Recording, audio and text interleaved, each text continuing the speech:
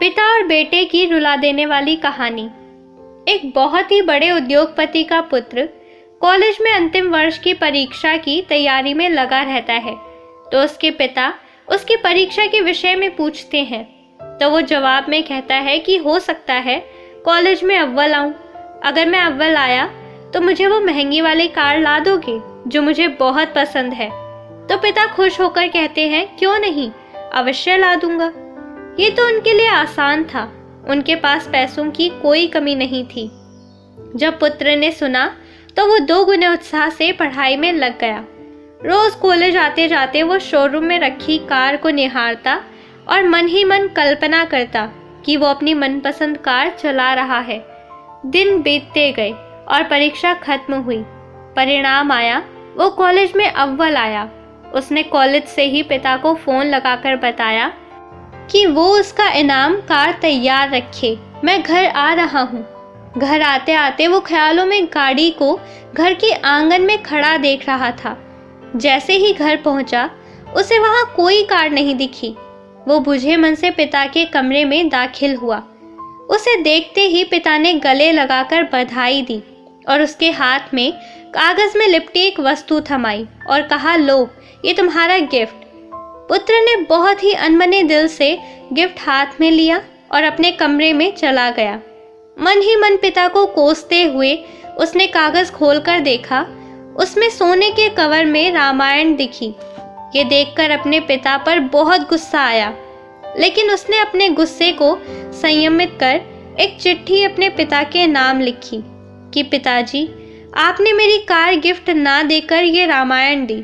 शायद इसके पीछे आपका कोई अच्छा राज छिपा होगा, लेकिन मैं ये घर छोड़कर जा रहा हूँ और तब तक वापस नहीं आऊँगा जब तक मैं बहुत पैसा न कमा लूँ। और चिट्ठी रामायण के साथ पिता के कमरे में रखकर घर छोड़कर चला गया। समय बीतता गया। पुत्र होशियार था, होनहार था, जल्दी ही बहुत धनवान बन गया। शादी की और शान से अपना जीवन जीने लगा। कभी कभी उसे अपने पिता की याद आ जाती तो उसकी चाहत पर पिता से गिफ्ट ना पाने की खीज हावी हो जाती। वो सोचता, माँ के जाने के बाद मेरे सिवा उनका कौन था। इतना पैसा रहने के बाद भी मेरी छोटी सी इच्छा भी पूरी नहीं की। ये सोचकर वो पिता से मिलने से कतराता था। एक दिन उसे अपने पिता की बहुत याद आने लगी। उसने सोचा, क्या छोटी सी बात को लेकर अपने पिता से नाराज हुआ, अच्छा नहीं हुआ। ये सोचकर उसने पिता को फोन लगाया। बहुत दिनों बाद पिता से बात कर रहा हूँ, ये सोचकर धड़कते दिल से रिसीवर थामे खड़ा रहा। तभी सामने से पिता के नौकर ने फोन उठाया और उसे बताया कि मालिक तो 10 दिन पहले स्वर्ग सिधार गए और अंत तक तुम्हें याद करते रहे और रोते हुए चल बसे। जाते जाते कह गए कि मेरे बेटे का फोन आए तो उसे कहना कि आकर अपना व्यवसाय संभाल ले। तुम्हारा कोई पता नहीं होने से तुम्हें सूचना नहीं दे पाए।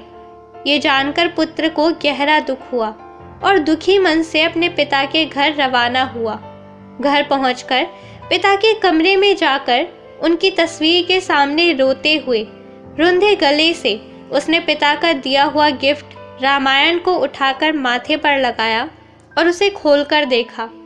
पहले पन्ने पर पिता द्वारा लिखे गए वाक्य पढ़े, जिसमें लिखा था, मेरे प्यारे पुत्र, तुम दिन दुनी रात चौगनी तरक्की करो, साथ ही साथ मैं तुम्हें कुछ अच्छे संस्कार दे पाऊँ, ये सोचकर ये रामायण दे रहा हूँ।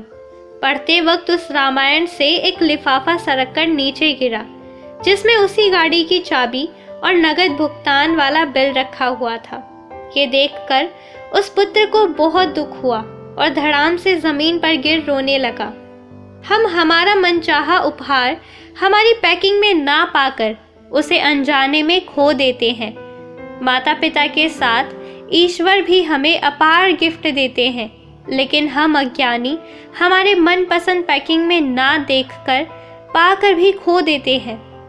हमें अपने माता पिता के प्रेम से दिए हुए ऐसे अनगिनत उपहारों का प्रेम से सम्मान करना चाहिए और उनका धन्यवाद करना चाहिए। दोस्तों, आपको कहानी कैसी लगी कमेंट करके ज़रूर बताएं। कहानी पसंद आई हो तो वीडियो को लाइक और शेयर करें और चैनल को सब्सक्राइब करें। वीडियो को पूरा देखने के लिए दिल से शुक्रिया।